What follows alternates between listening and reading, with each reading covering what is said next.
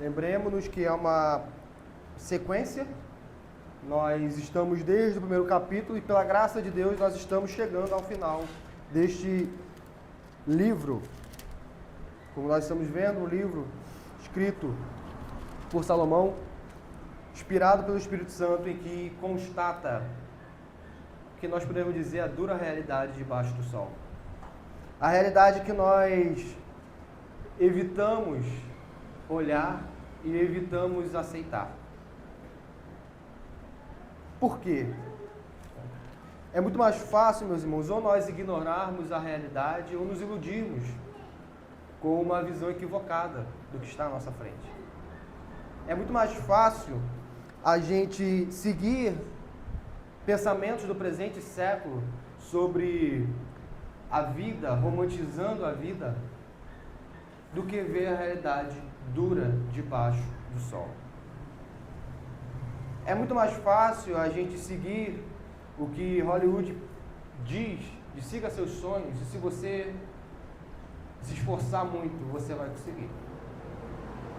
Se dedique e você obterá sucesso.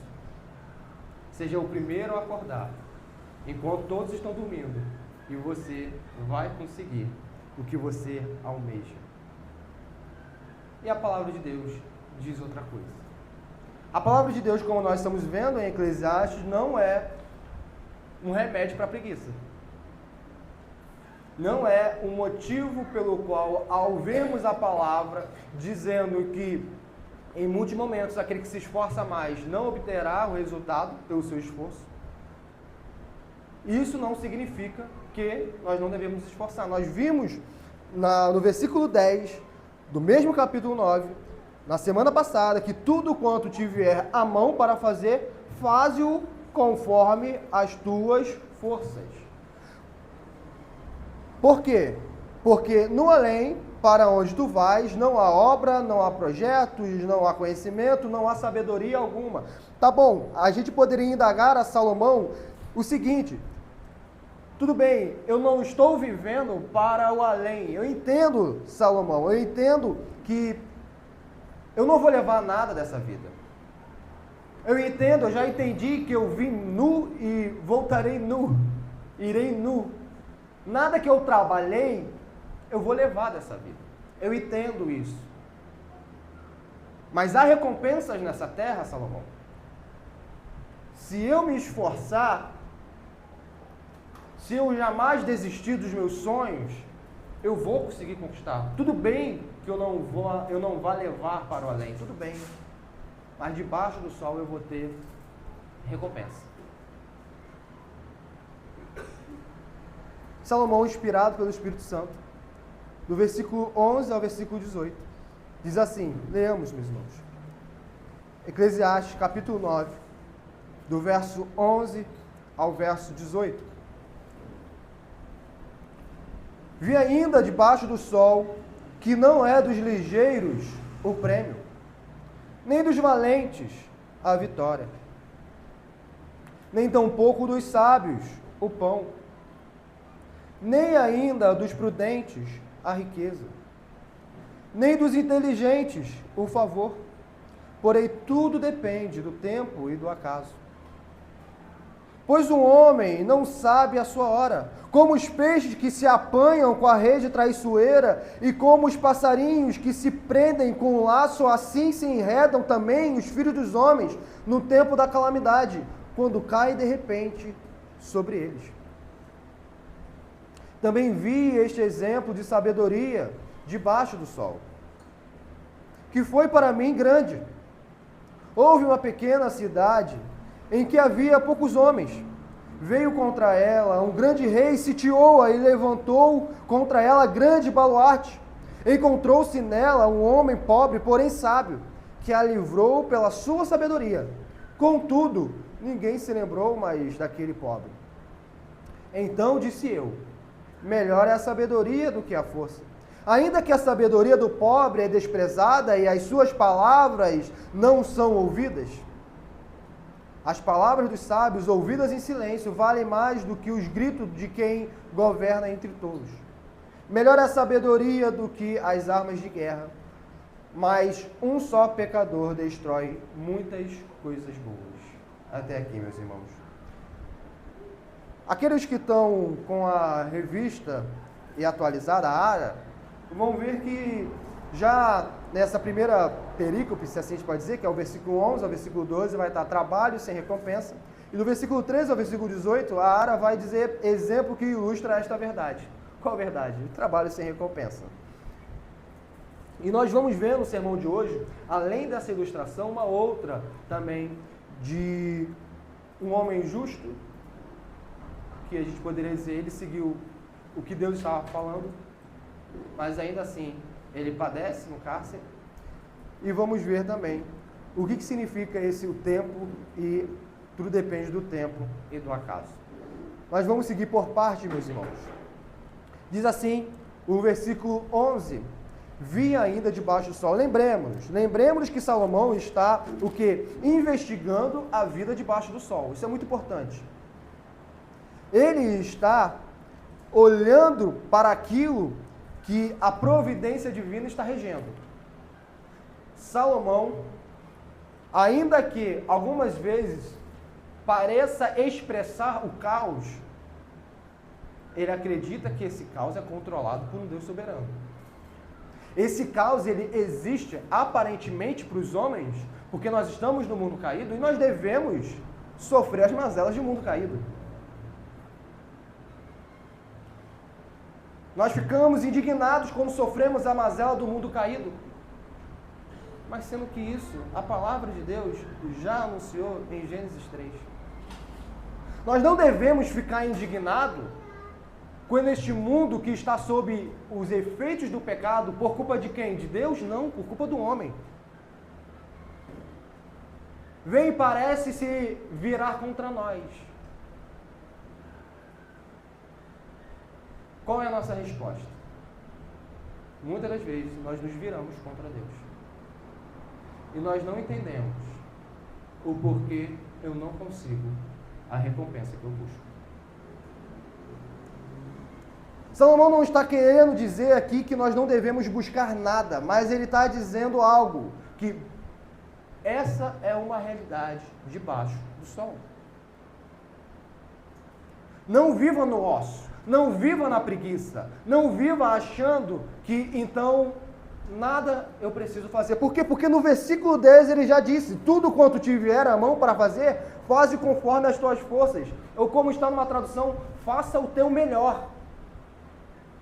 É para fazer o seu melhor. Quando Salomão está falando aqui do versículo 11 ao versículo 12, ele está pressupondo que os seus leitores já entenderam, ou os seus ouvintes, esse pregador, já entenderam que eu tenho que fazer tudo com o melhor das minhas forças. Eu não tenho que fazer com negligência, eu não tenho que fazer com omissão, eu não tenho que fazer com preguiça, eu não tenho que fazer com todas as minhas forças. Contudo, eu preciso entender que ainda que eu faça com todas as minhas forças, ainda que eu entenda que eu não levarei nada para o além, ainda assim eu também devo entender que isso não significa necessariamente que eu herdarei alguma recompensa debaixo do sol.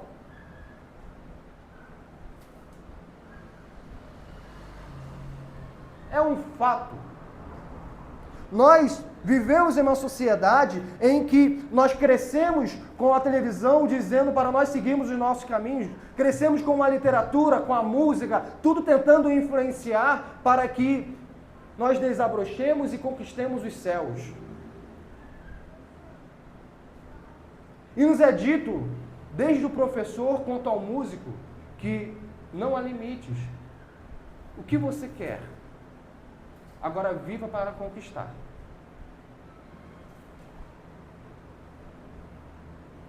Mas será que essa é uma visão bíblica? Será que a vida ela faz sentido quando eu vivo com esse prisma?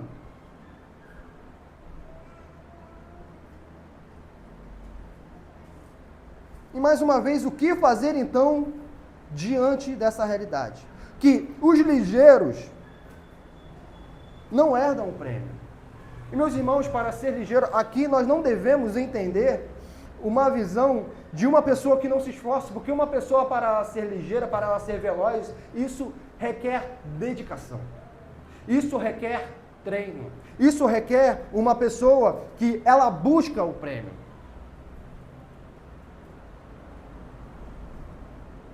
Mas ainda que ela se dedique todos os dias da sua vida, ainda que ela faça de sua meta de vida ou do seu significado de vida, o acordar antes do sol raiar e o dormir tarde da noite, treinando para conquistar o prêmio, Salomão está dizendo, ainda que ela seja ligeira, não significa que ela terá prêmio. Ainda que a pessoa seja valente, a vitória pode não vir. Os covardes, meus irmãos, aqueles que não digladiam com honra, vencem os valentes. Vencem os valentes. Os sábios, não lhes é nem mesmo possível confiar que a sua sabedoria lhe trará o pão.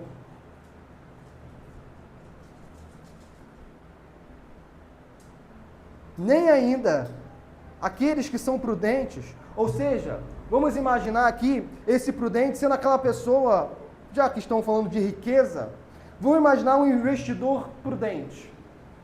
Aquela pessoa que ela analisa o mercado, ela vê todos os dias como estão os dados da Bolsa de Valores, ela vê como está o mercado imobiliário, ela vê tudo o que precisa se ver para que ela venha progredir seus bens. Por que ela faz isso? Porque ela é uma pessoa prudente. Ela não joga na sorte. Ela não joga dados. Ainda assim, em muitos momentos, essa pessoa jamais adquirirá riqueza enquanto um ocioso possa ganhar um prêmio, possa ganhar uma mega-sena, possa ganhar tantas e tantas formas ilícitas ou lícitas para adquirir riquezas, mesmo sem trabalho, mesmo sem prudência, mesmo sem diligência. Essa é a realidade debaixo do sol. Isso é o que Salomão viu. Ele vê isso e constata: trabalho não tem necessariamente recompensa. Nós estamos no mundo caído. Adão, por causa do seu pecado, não pode pleitear que a terra dê frutos por ele plantar algo. Ele não tem direito de nada. Nós não temos direito de nada.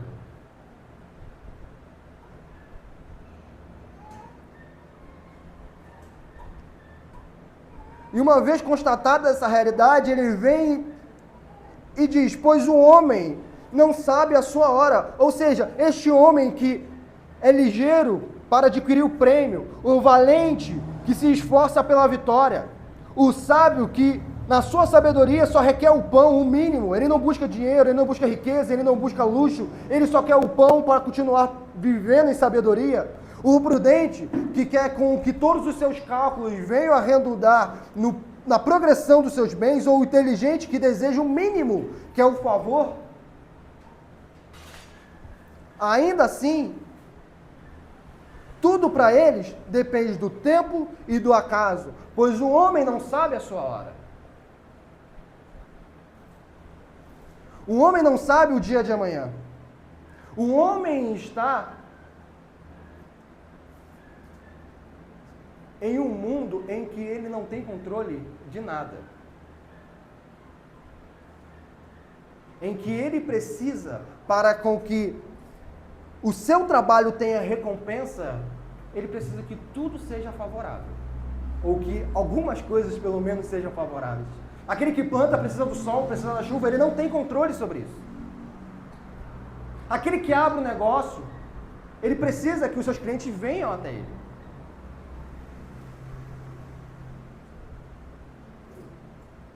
Aquele que estuda,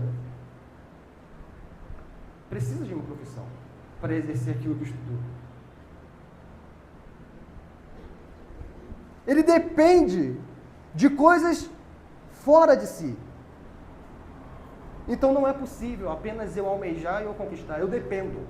A vida humana debaixo do sol é uma vida de dependência. Ser criatura é ser dependente. É ser dependente, primeiro, de Deus.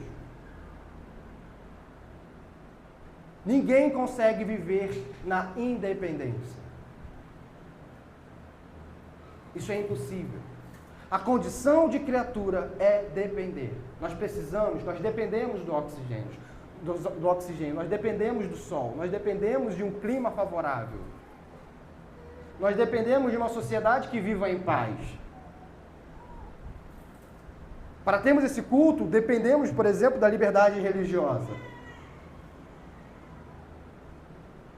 E o que nós individualmente fizemos para conquistar a liberdade religiosa? Ou o que nós fizemos para que hoje não caísse um temporal que alagasse tudo e nós não pudéssemos vir para o culto? Ou o que nós estamos fazendo agora, neste exato momento, para segurar o fôlego de vida que há em nós? Nada. Por quê? Porque nós vivemos na dependência. Viver é depender. O orgulho diz que não. O orgulho diz que você consegue ser independente. Mas a Bíblia diz cabalmente: você é criatura, você depende. Você depende. É a sua condição. É a sua condição, depender. Você pode se revoltar, você pode gritar, você pode se entristecer, mas isso jamais mudará. A sua vida é uma vida de dependência. É uma vida de dependência. Pois o homem não sabe a sua hora. E aqui a sua hora, nós podemos dizer que Salomão está indo para o extremo. Mais uma vez, ele está colocando aqui a sua hora como, por exemplo, a morte. De inúmeras fatalidades que podem impedir alguém de adquirir o prêmio, de conquistar a vitória, de ter o pão, a riqueza, o favor. O exemplo máximo que impede isso tudo é a morte.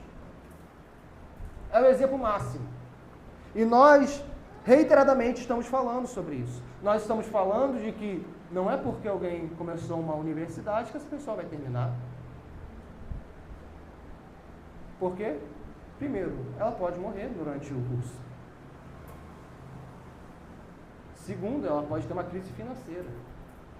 Terceiro, ela pode cair doente e ficar internada. Quarto, ela pode sofrer um acidente e ter uma paralisia cerebral. O que nós fazemos para que essas circunstâncias externas a nós não aconteçam conosco? Nós não sabemos a nossa hora, nós não sabemos o dia de amanhã. E nós não podemos fazer nada. Nada. A vida cristã, ou melhor, a vida debaixo do sol, é uma vida que depende do tempo e do acaso. Viver é depender do tempo e do acaso.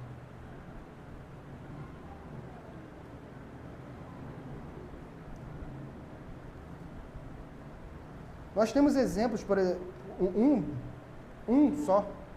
Nós temos o Sebastian Bach, que foi um grande músico.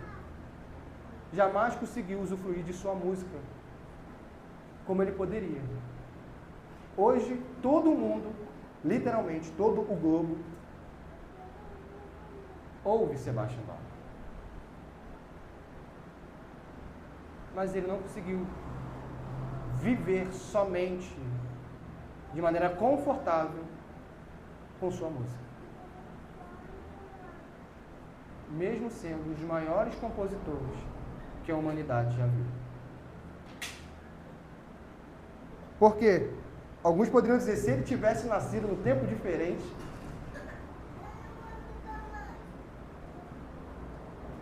mas tudo depende do tempo e do acaso. Esse é somente um exemplo.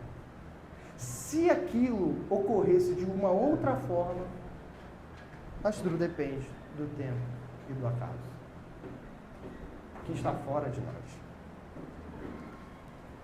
E esta vida debaixo do sol, isso que depende do tempo e do acaso, e este homem que não sabe a sua hora, ele é como quem? Ele é como o quê? Ele é como os peixes que se apanham com rede traiçoeira, e como os passarinhos que se prendem com laço. Assim se enredam também os filhos dos homens no tempo da calamidade. Esse tempo da calamidade está linkando aqui ao começo do versículo 12. Pois o homem não sabe a sua hora. A sua hora é o quê? O dia da calamidade. No exemplo máximo, a sua morte. Quando cai de repente sobre eles. Mais uma vez, a palavra de Deus em Eclesiastes, o Espírito Santo, inspirando Salomão, coloca o gênero humano em pé de igualdade com os animais. Assim como nós podemos achar que um peixe é realmente irracional, porque ele acabou de ver um outro peixe sendo fisgado pelo anzol, ainda assim ele vai lá e também é fisgado, e nós ficamos perplexos. Como que isso é possível? Assim somos nós no dia da calamidade. Nós sabemos que ela virá. Nós vemos outras pessoas passando pela calamidade. Nós vemos a aflição. Nós conseguimos, até mesmo algumas vezes, sentir essa dor. Mas quando ela vem, nós também somos enredados. Nós não somos diferentes do passarinho. Nós não somos diferentes do peixe. O mesmo ocorre conosco.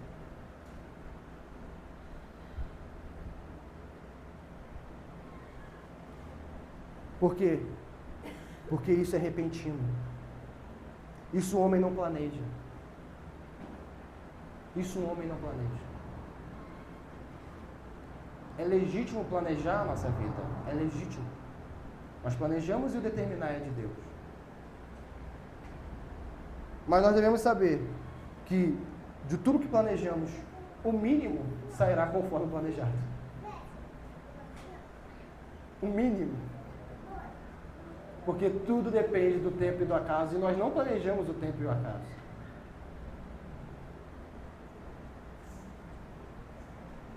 E a palavra de Deus continua, também vi este exemplo de sabedoria debaixo do sol. Agora ele vai ilustrar. Essa verdade exposta no versículo 11 e versículo 12 será ilustrada com algo que ele viu. Alguns vão dizer que é uma parábola. Vamos lembrar que parábola não é necessária, não é parábola, não é uma história real. Nós vimos isso na EBD, ou seja, não é uma história que conta uma narrativa sobre pessoas reais. É uma história que está visando ilustrar uma doutrina. Nós vimos isso. Basicamente, parábola é isso. Agora, o que Salomão está fazendo, ele não está fazendo uma parábola, mas ele viu essa realidade debaixo do sol, está expressando, e ele está dando exemplo de um caso que ele, de fato, viu. Ele não está forjando uma história. Por quê? Porque ele viu este exemplo de sabedoria debaixo do sol, que fora para mim grande. Podemos dizer que é algo que é para nós ficarmos perplexos. Como tudo agora que ele vai dizer, ele está dizendo que não é um exemplo qualquer. Não é algo que ele teve que vasculhar em sua memória para isso vir. É grande. É algo que podemos dizer impactou a vida dele. Por quê? Porque houve uma pequena cidade que havia poucos homens. Meus irmãos, isso é muito importante para essa história que ele está contando. Essa cidade tinha poucos homens. Ele não está falando de uma cidade com uma multidão. São pouquíssimos homens, são poucos. Veio contra ela um grande rei. Uma cidade pequena, poucos homens, com o desafio de enfrentar um grande rei.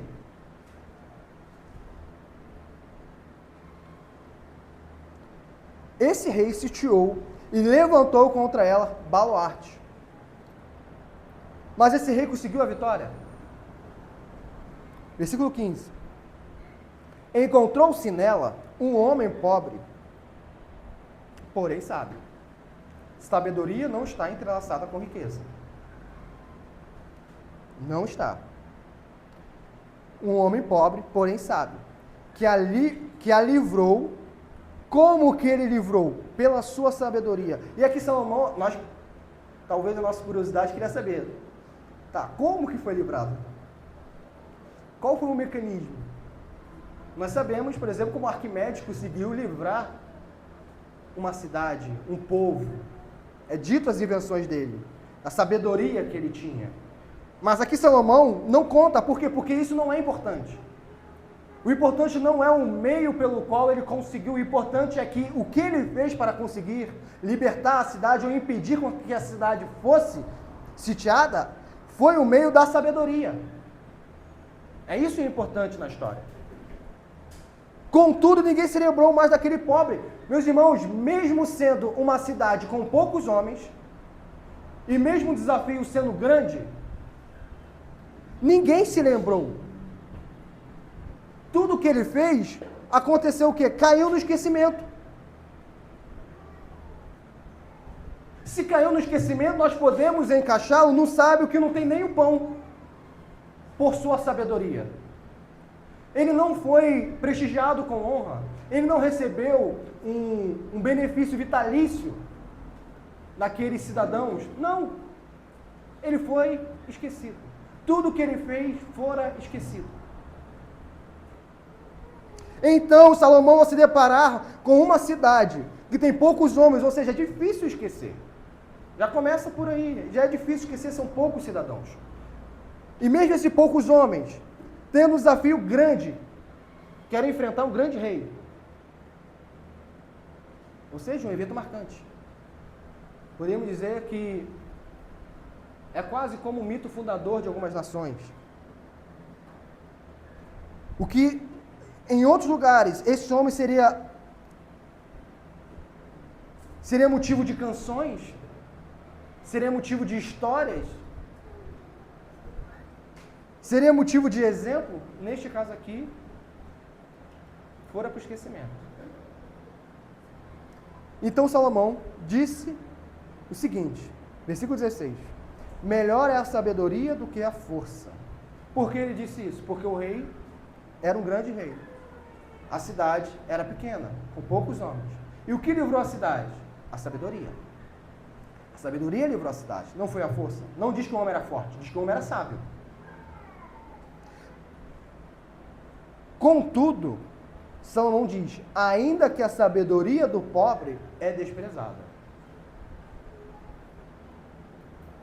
e as suas palavras não são ouvidas. Por quê? Porque um homem natural, ele não ouve as palavras e tenta depurá-las como deve ser. Ele atenta para quem está falando.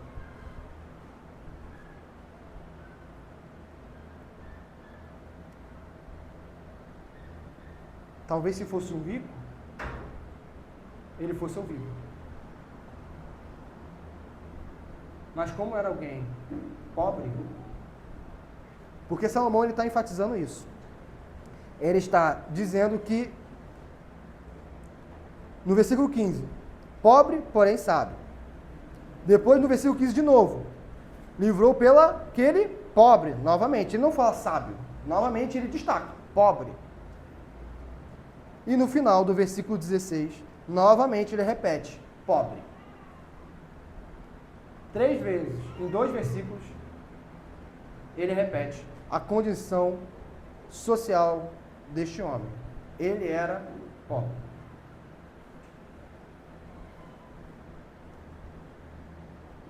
Ele não tinha prestígio na sociedade. Isso continua a acontecer. Continua a acontecer. Nós podemos colocar, por exemplo, este caso, ou esta forma de os homens regerem a sua vida dentro da igreja.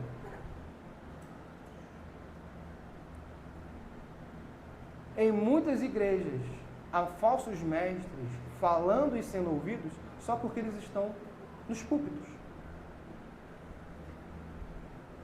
Porque ele tem prestígio. Enquanto um membro comum, que é convencido pelo Espírito Santo da santa doutrina, e ele incomodado pelo poder do Espírito Santo, vendo a verdade de Deus ser vilipendiada, vendo a verdade de Deus ser menosprezada naquele culto, naquela comunidade local, ele ergue a sua voz e diz, não pode, e ele começa a falar a palavra de Deus, ou seja, começa a dizer palavras sábias. E o que acontece? Não uma, não duas, mas reiteradamente, este homem é desprezado. Afinal, ele não é pastor. Afinal, ele não fez teologia. Afinal, ele não tem curso algum. Afinal, nem faculdade esse homem que está falando tem. Jamais conquistou nada na vida e ele está querendo encontro o pastor. É o que é dito na argumentação como argumento ad hominem, quando a objeção não é a ideia, mas a quem está falando a ideia. Isso continua a acontecer. Talvez nós jamais vejamos uma pequena cidade tendo um homem sábio com poucos homens, livrando-a de um grande rei. Mas talvez nas nossas comunidades que já passamos, tenhamos presenciado isso. Isso não aconteceu e vai deixar de acontecer. Isso aconteceu no século XVI, no século XVII, até hoje. No século IV, no século III. Nós olhamos não aquilo que está sendo dito, nós olhamos quem está dizendo.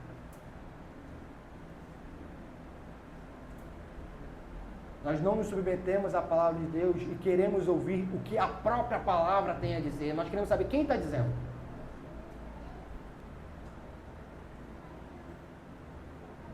Para eu ouvir, tem que ter no mínimo um bacharel.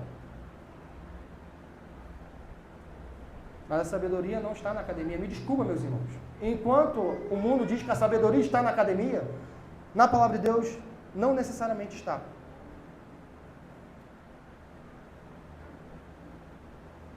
É um dom. Alguém pode estudar, pode ficar 8 horas frente a um livro e ser uma pessoa tola. Ter um conjunto de informações e proferir tolices.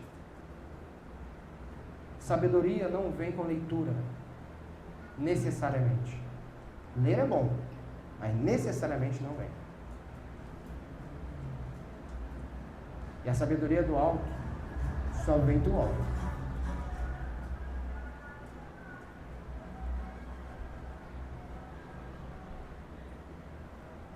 Versículo 17. As palavras dos sábios, ouvidas em silêncio. Como que as palavras dos sábios devem ser ouvidas? Em silêncio. Como um blockbuster diz, um filme blockbuster, um personagem diz, aquele que fala não escuta. Quem fala não escuta. É por isso que no momento do culto, ainda mais quando a palavra está sendo pregada, nós não conversamos, porque quem fala não escuta. As palavras dos sábios, ouvidas em silêncio, valem mais do que os gritos de quem governa entre tolos. Vale mais do que governantes, que governam entre tolos. E quando que vale? Quando ouvidas em silêncio. Por quê? Porque senão não tem eficácia o sábio falar e ninguém ouviu. Que adianta? E no versículo 18, ele diz: melhor é a sabedoria, mais uma vez, comparativos. Se ele está analisando a vida, ele vez ou outra, como já fez desde o começo do livro, ele vai comparar melhor e pior. Ou melhor, não necessariamente que o outro seja pior, mas é melhor. Ou seja, melhor a sabedoria do que armas de guerra. Mas um só pecador destrói muitas coisas boas. Melhor a sabedoria do que as armas de guerra. Salomão não é um homem pacifista. Ou seja, que tem o ideal de não usar armas, tem o ideal de não guerrear. Salomão é um rei. Se nós formos ver 1ª e 2ª Reis, ainda que ele tenha vivido em tempo de paz, Salomão ainda assim era o rei que agia com justiça e que era temido. Ele não fazia guerras, ele governava pela sabedoria. Mas ele também não fugia de guerras. Mas ainda assim, melhor é a sabedoria do que as armas de guerra. E o que destrói muitas coisas? É a guerra? Não. É um pecador. Um só pecador destrói muitas coisas boas.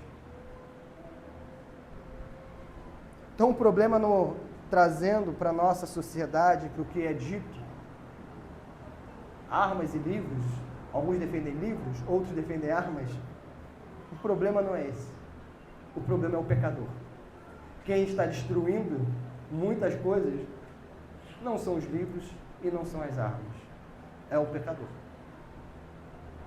É o pecador. É o homem caído. É esse filho de Adão que destrói a criação do nosso Senhor. Somos nós. Se somos pecadores, somos nós. Nós temos toda a capacidade e toda a potencialidade de destruir muitas coisas. Nós temos a capacidade e a potencialidade de destruir um casamento. Nós temos a capacidade e a potencialidade de destruir a formação de um indivíduo como pais. Nós temos essa capacidade. Nós temos a capacidade de prejudicar a empresa que trabalhamos quando trabalhamos com ociosidade. Nós temos a capacidade de destruir ou ser uma válvula ou um instrumento também da destruição de uma nação, de uma cidade. Nós temos essa capacidade. O problema não está fora de nós. O problema está em nós. Nós somos o problema. Nós somos o problema.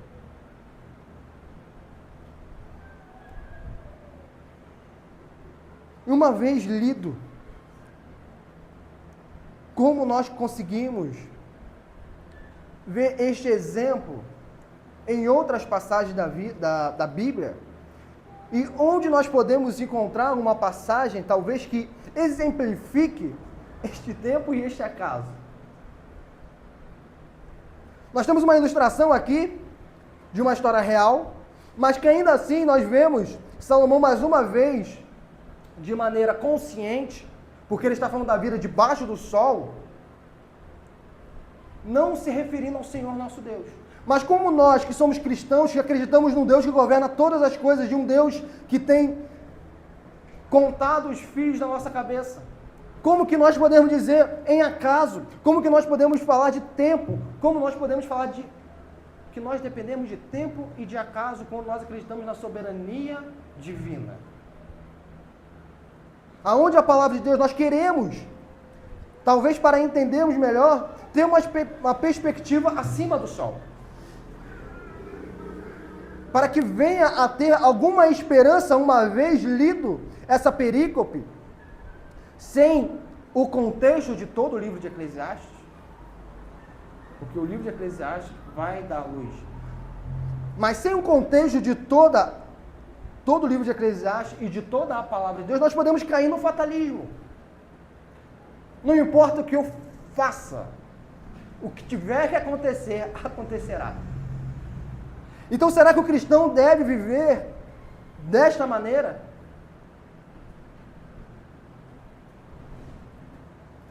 Ou não entender que esse tempo e esse acaso não é somente regido por Deus, mas é regido por um Deus pessoal. É regido por um Deus que se relaciona com as suas criaturas, que relaciona-se com os ímpios e com os justos, com aqueles que foram redimidos e aqueles que não foram redimidos e aqueles que ainda serão redimidos. E como que nós temos uma história que exemplifique isso? Meus irmãos, vamos abrir no final de 1 Reis.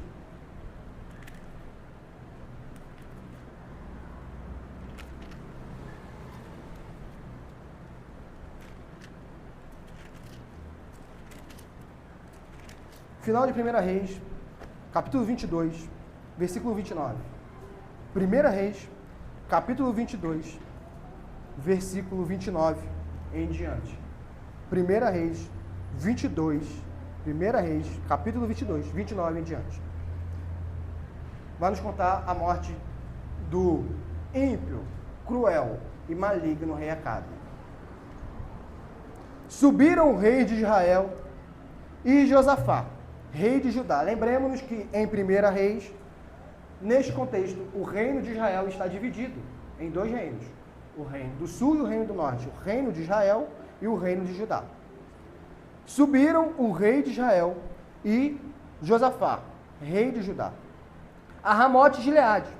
Disse o rei de Israel a Josafá: eu me disfarçarei e entrarei na peleja. Tu, porém, traze as tuas vestes. Disfarçou-se, pois, o rei de Israel e entrou na peleja. Ora, o rei da Síria dera ordem aos 32 capitães dos seus carros, dizendo: não pelejareis nem contra pequeno, nem contra grande, mas somente contra o rei de Israel. Ao ler essa narrativa, nós devemos indagar: e agora, como que esse rei vai ser achado? Será que eles vão acabar capturando e matando Josafá? Porque é Josafá que está com os trajes reais. Não é Acabe. É Josafá. Versículo 32. Vendo os capitães dos carros Josafá, disseram: certamente, eles viram, avistaram Josafá, certamente este é o rei de Israel. E a ele se dirigiram para o atacar, porém Josafá gritou. Não diz o que ele gritou, só diz que ele gritou. Vendo os capitães dos carros que não era o rei de Israel, deixaram de o perseguir. Narrativa, meus irmãos. E agora, onde está Acabe? Imaginemos agora, pulando dessa cena, indo para uma outra cena, aonde está Acabe. A narrativa contou onde estava Josafá, que Josafá quase fora preso, quase fora atacado por causa das artimanhas de Acabe. Porque Acabe não queria vestir as vestes reais. E onde estava Acabe? Acabe estava em outro lugar, e a narrativa agora vai dizer. Então, este Acabe, que tentando ser esperto, acontece isso. Então o homem entesou o arco e, atirando ao acaso,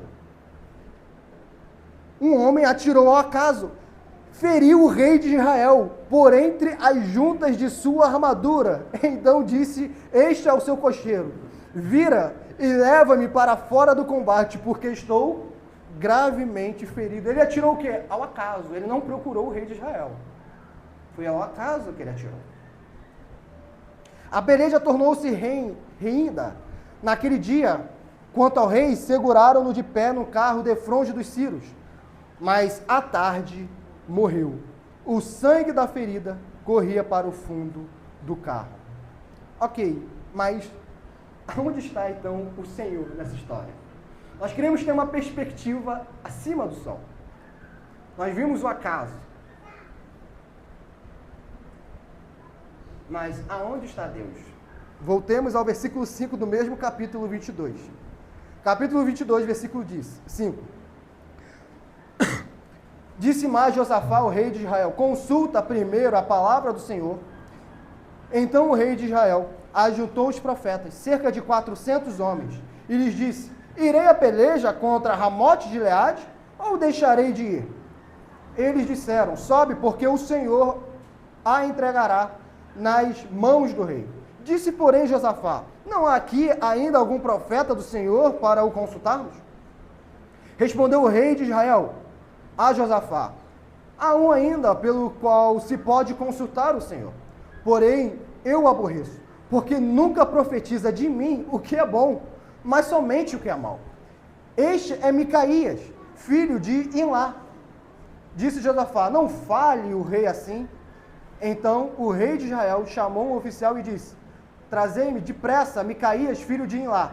O rei de Israel e Josafá, rei de Judá, estavam assentados, cada um no seu trono, vestido de trajes reais, numa eira à entrada da porta de Samaria, e todos os profetas profetizavam diante deles.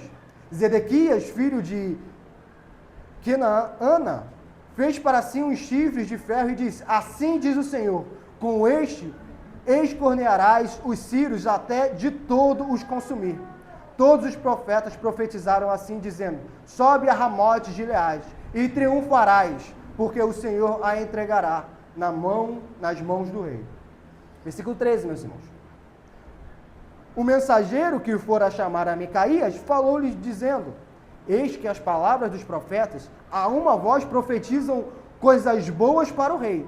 Seja, pois, a tua palavra como a palavra de um deles, e fala o que é bom. Ou seja, conduzindo a profecia. Respondeu Micaías: tão certo como vive o Senhor, o que o Senhor me disser, isso falarei. E vindo ele ao rei, este lhe perguntou: Micaías, iremos a Ramote de Gileade, a peleja, ou deixaremos de ir?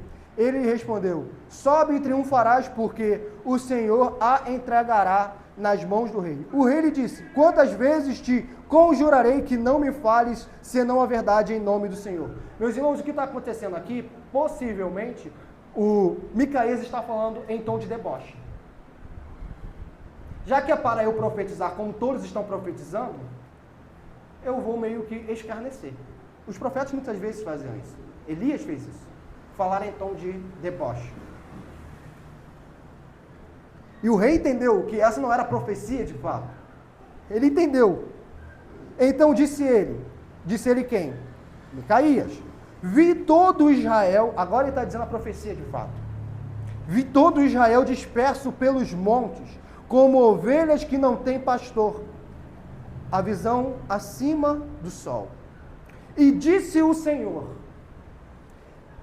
estes não têm dono, torne cada um em paz para a sua casa. Então o rei de Israel disse a Josafá: não te disse eu que ele não profetiza a meu respeito o que é bom, mas somente o que é mau? Micaías prosseguiu: ouve, pois, a palavra do Senhor. Continua a visão acima do sol. Vi o Senhor assentado no seu trono, e todo o exército do céu estava junto a ele, à sua direita e à sua esquerda. O que ele está querendo dizer aqui? Anjos eleitos e anjos caídos.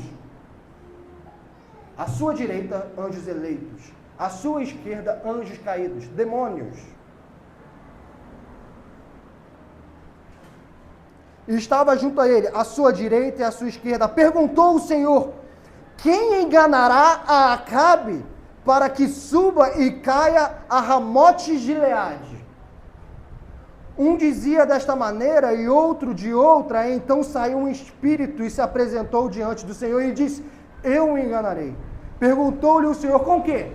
Respondeu ele: sairei e serei espírito mentiroso na boca de todos os seus profetas. Então disse o Senhor: tu o enganarás e ainda prevalecerás. Sai e faze-o assim. Eis que o Senhor pôs o espírito mentiroso na boca de todos estes teus profetas. E o Senhor falou o que é mal contra ti. Para a gente encerrar essa perícope. Então Zedequias, filho de Kenaana, chegou, deu uma bofetada em Micaías e disse: por onde saiu de mim o Espírito do Senhor para falar a ti? Disse Micaías: eis que o verás naquele mesmo dia, quando entrares de câmara em câmara para te esconderes. Então disse o rei de Israel: tomai Micaías e devolvei-o a Amon, governador da cidade, e a Joás, filho do rei, e direis, assim diz o rei, metei este homem na casa do cárcere e angustiai-o com escassez de pão e de água, até que eu volte em paz. Disse Micaías, se voltares em paz, não falou o Senhor, na verdade, por mim. Disse mais, ouvi isto vós todos os povos. A pergunta é, quem governa uma casa?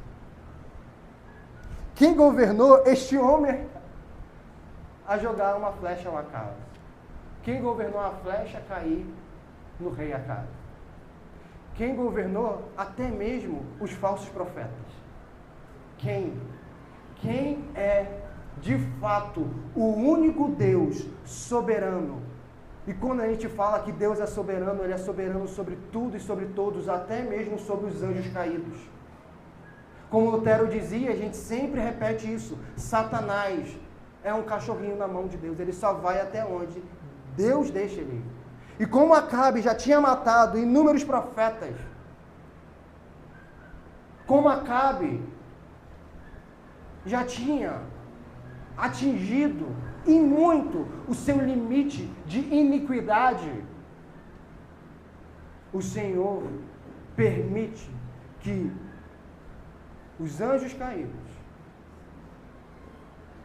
utilizem a boca dos falsos profetas, 400, para profetizarem vitória, profetizarem paz, enquanto a paz jamais haveria de vir.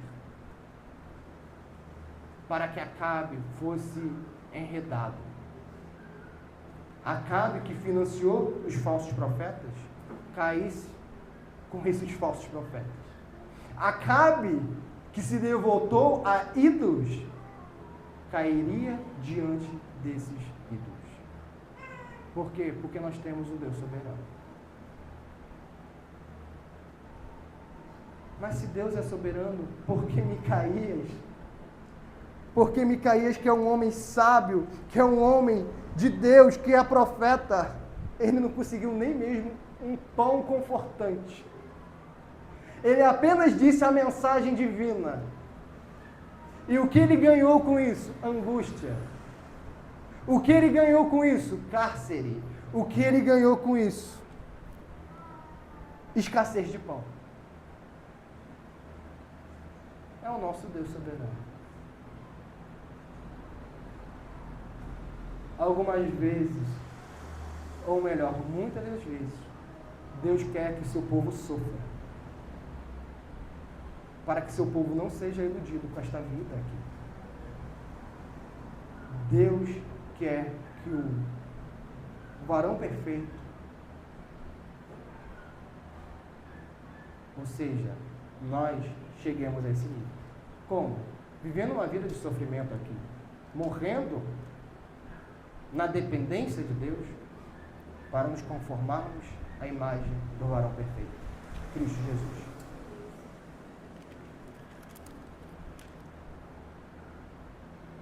A fé cristã não exclui sofrimento. Na verdade, a fé cristã, ela mostra que Deus utiliza o sofrimento como instrumento para aperfeiçoar o seu povo.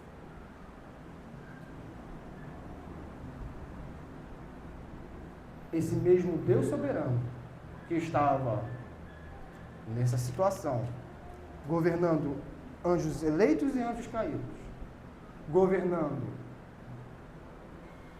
os soldados, de maneira que a vontade dos soldados não era violentada, governando tudo, poderíamos dizer, ele poderia governar de uma maneira que Micaías não fosse preso.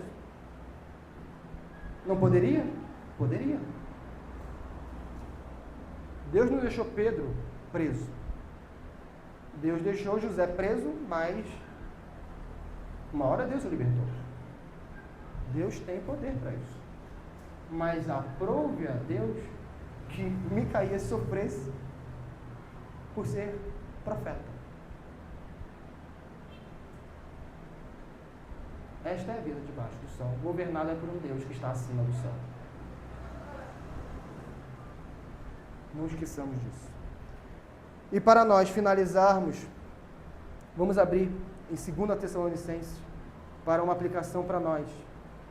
Diante disso tudo,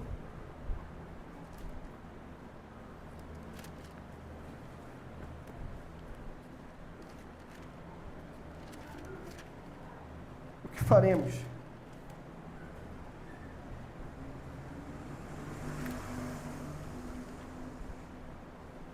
Segunda Tessalonicenses, capítulo 2, verso 13 ao verso 17.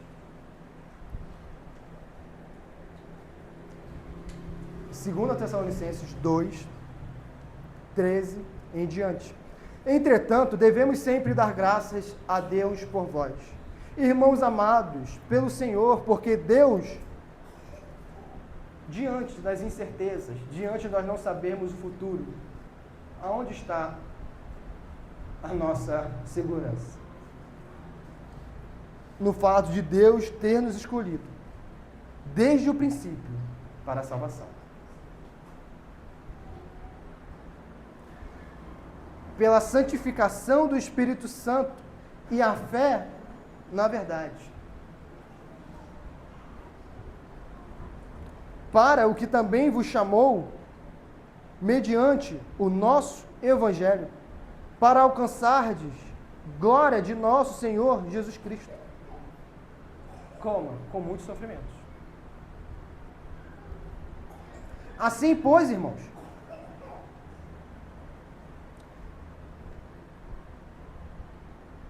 permanecei firmes e guardai as tradições que vos foram ensinadas, seja por palavra, seja por epístola nossa. Ora, o nosso Senhor Jesus Cristo, mesmo, e Deus, o nosso Pai, que nos amou e nos deu eterna consolação e boa esperança pela graça, consolem o vosso coração e vos confirmem em toda boa obra e boa palavra. Meus irmãos, aonde nós devemos colocar o nosso coração, nós não sabemos. O tempo e o acaso sobre as nossas vidas. Nós não sabemos o que Deus planeja para a nossa vida, nós não sabemos. Isso está oculto diante de nossos olhos. Mas de toda essa perícope em Tessalonicenses, nós sabemos que Ele nos amou.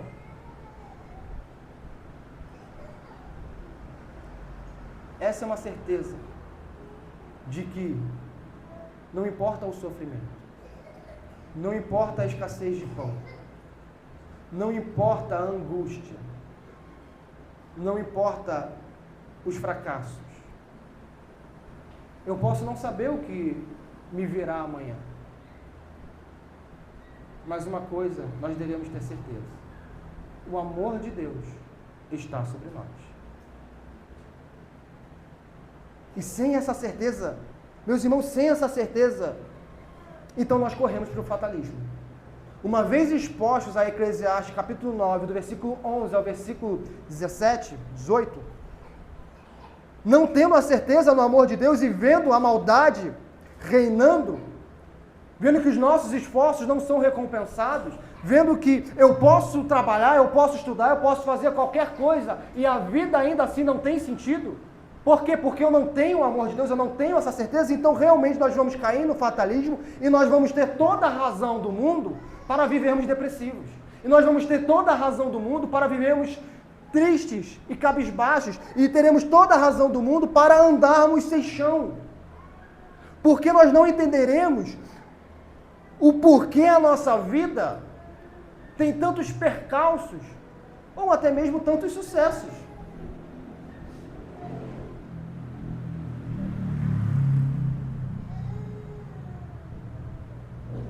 A vida sem Deus é uma vida sem sentido. Eclesiastes reiteradamente está dizendo isso. Por quê? Porque todos terminarão na sepultura. Todos os problemas que nos afligem hoje não nos afligirão uma hora. E aqui é para o gênero humano, não estou falando para os eleitos, não estou falando para os regenerados. Os problemas de hoje, uma hora cessarão, para qualquer pessoa. Uma sepultura.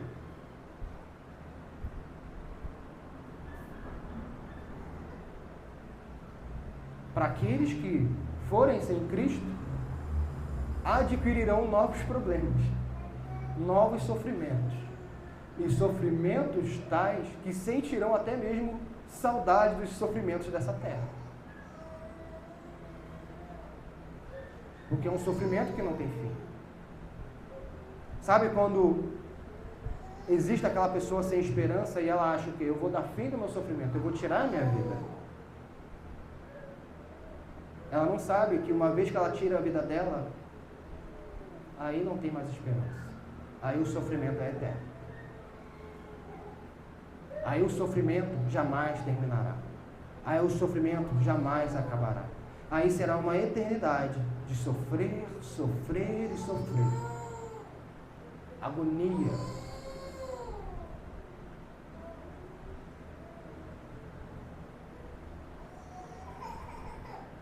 Mas, quando nós nos deparamos com a vida debaixo do sol, nos deparamos com as opressões, com as injustiças, com o tempo e o acaso que nos são desfavoráveis, e nós temos o amor, nós não temos apenas o amor, nós temos também uma eterna consolação. E nós temos uma boa esperança. Por graça. Não é porque eu muito estudei, não é porque eu me esforcei. Esse amor, essa consolação eterna e essa boa esperança, ela é graça. Porque nós não podemos pleitear isso. Não podemos pleitear o amor de Deus. Não podemos. E isso nos deve levar a uma ação. Consolem o vosso coração.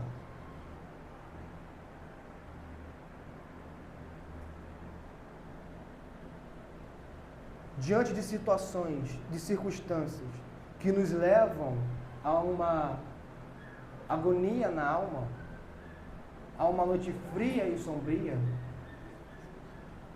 nós devemos recorrer a Cristo. Esses benefícios estão em Cristo.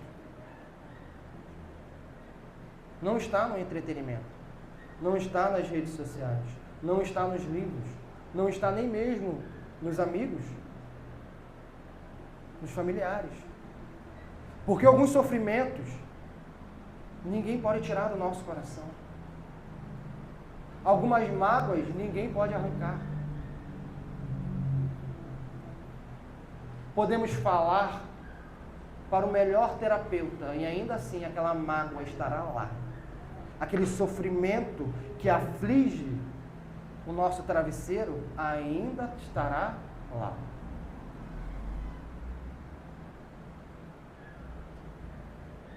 Mas quando nós estamos diante do Evangelho de Cristo Jesus, que nos mostra que Ele nos amou, que nos mostra que se nós temos a fé depositada em Cristo, nós temos a certeza do amor de Deus. Nós devemos, uma vez com essa certeza, consolem o vosso coração. Essas coisas devem consolar o nosso coração e nos confirmarem onde? Em toda boa obra e boa palavra.